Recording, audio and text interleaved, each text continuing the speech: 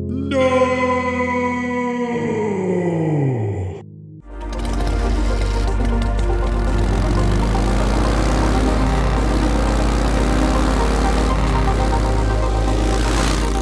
Hey there YouTube biker people, it's happened to us all with this bike. The indicators have popped out of place, but fear not.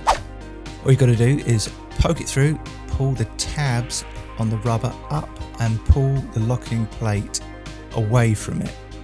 Then bring the indicator through and sort of fix it back, poke the rubber in with your thumb so it's in place. Then use a mirror if it helps, and fit the tabs top and bottom back in place, and you're good to go. Well, I hope this helps. Thanks for watching, and I look forward to see you in another video very soon.